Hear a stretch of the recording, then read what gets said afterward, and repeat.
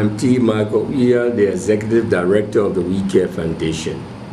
And what we do, we are primarily a local educational not-for-profit, and we train teachers, writers, publishers, and we write culturally relevant books for the Liberian schools.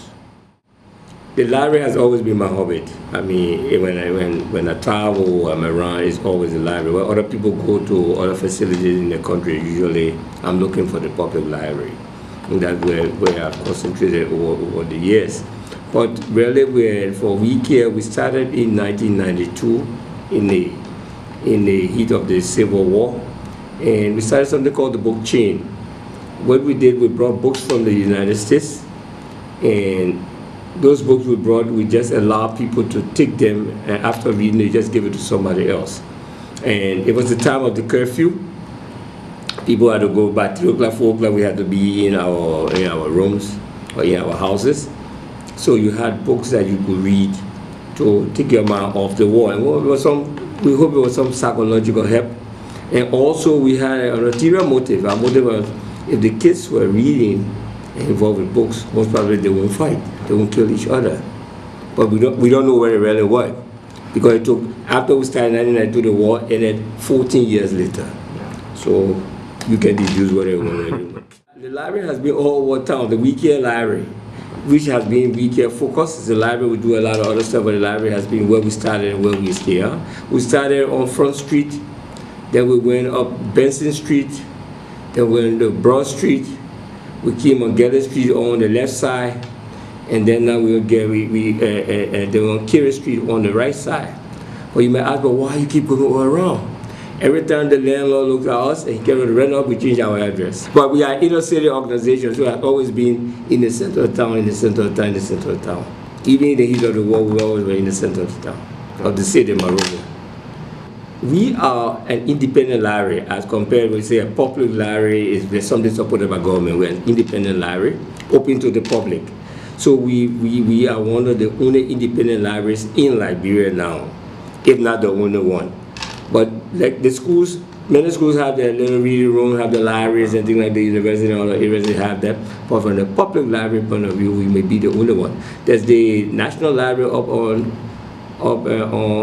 Ashford Street, but you know what the situation has been over the years. It has always been there. Okay. I mean, it's a room that's all there, just a room. And when you say a national library, I mean, the definition tends to be a little bit tight when you try to expand it. Yeah, at the library, as I said, we're a public library, but you know, it really is a resource center. In that facility, we apart from regular library services, we have organizations meeting there, like the Liberian Association of Writers. We have the critical thinking in Liberia, where teachers from all over the city come in every third Saturday to have meetings and to share experiences. As I said, the writers at the beginning, that's where they have their meeting every second Saturday. And also the programs and things are developed from there. There's like writing workshops and things they do at the Weah Library. What we have done really is to work with, we recognize the need for reading material in the schools, really reading for children. And over the years, there has not been a specific direction to produce those materials that were culturally relevant and interesting for the Liberian children to read. We say the kids don't read, but the material were not interesting and they were not culturally relevant. They couldn't see themselves inside in those books, and they were not reading them.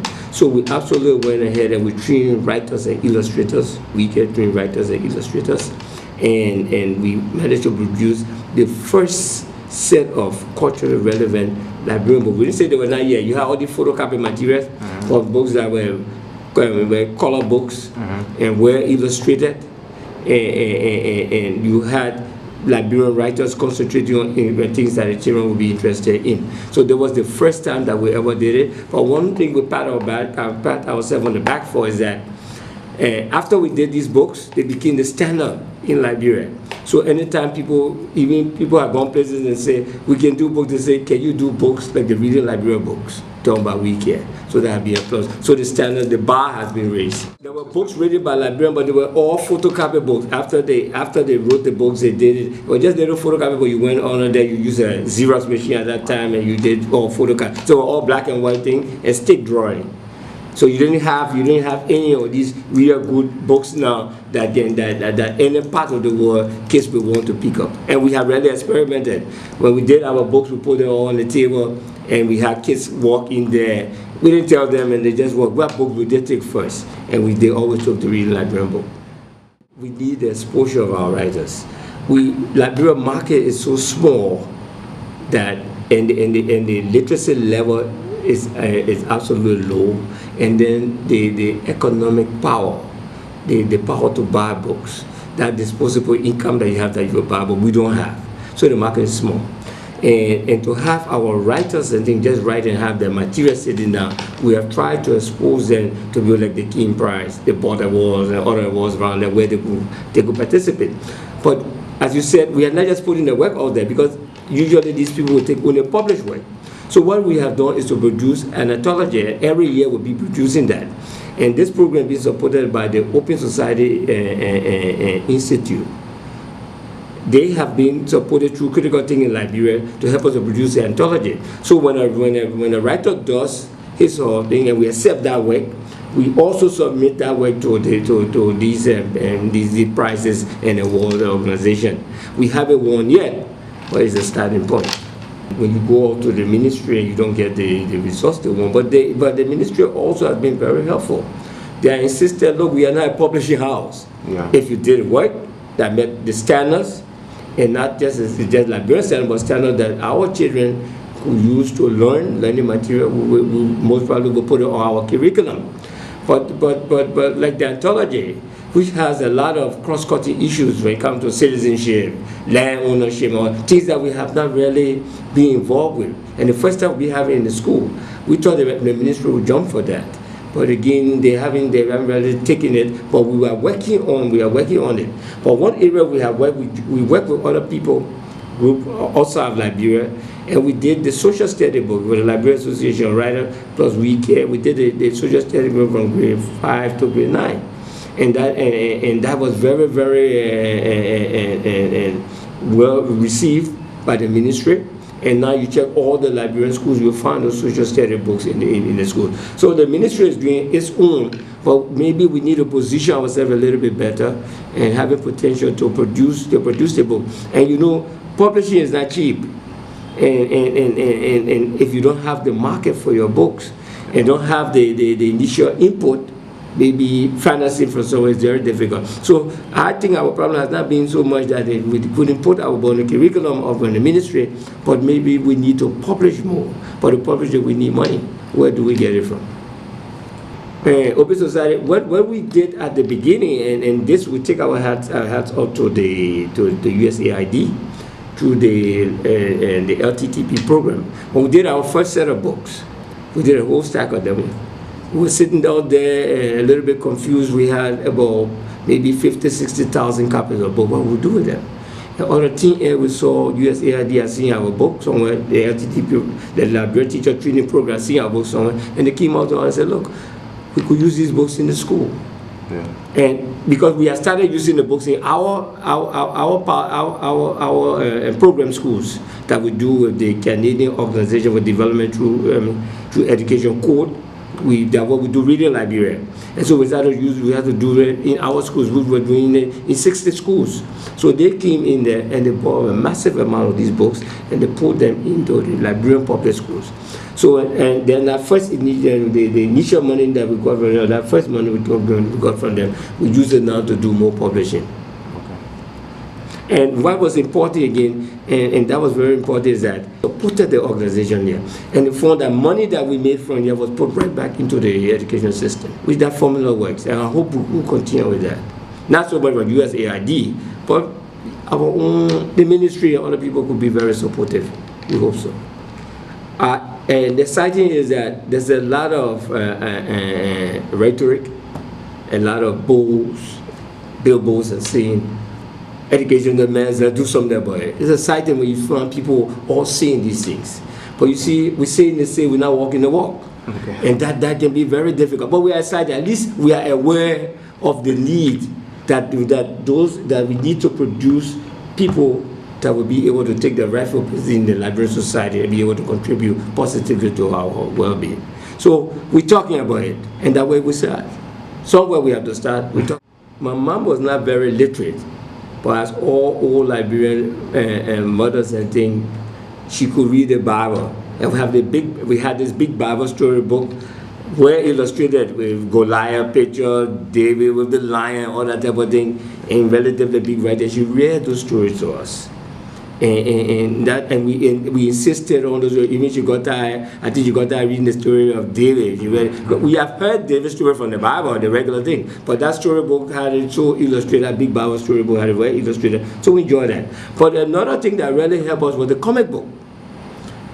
And there was a Captain Bookstore here, I think on Broad Street, and then they moved down to Randall Street, Captain Bookstore. Oh, Liberia had bookstore that time.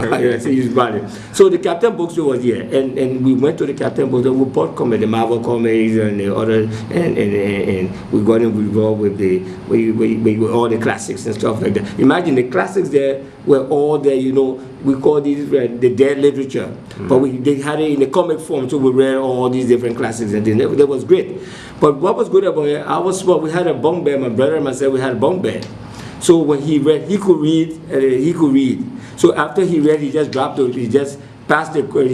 comic book on my bed, which I was in the lower bunk, and then where I started from. Then my dad noticed that, and then my dad kept buying comics, bringing them.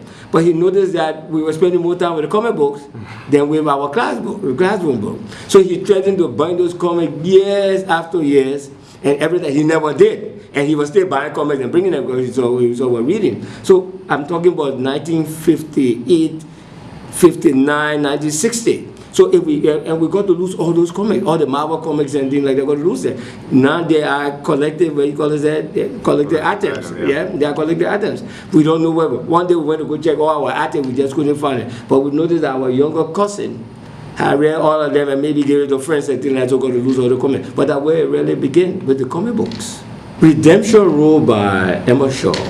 And why I say that there have been other writers, but it was one of the current fictional writing about the war, and she treated it in such an innovative way, and it's a novel, and we had not seen that type of writing for a long time. You know, there are a lot of writers in Liberia, mostly non-fictional material, but Elma took that material that she weaved it in such a way, and we who are still here for the war will see ourselves in it. And that we take our hat to her. But it's a true Liberian novel. You have Sangawola and other people there, Partimo, but Emma is more a contemporary writer and wrote something that was most relevant to what was happening in Liberia. Redemption Room. That was very, very great. If the people don't read or write, then they are limited to access to information. All the information is the ear they say, or what the radio says, or what that politician say, and you can't look behind it. The critical thinking approach, which we deal with, what we're trying to introduce in the school, we can't really apply them because our literacy rate is low. We just our intelligence, we just our literacy rate is low.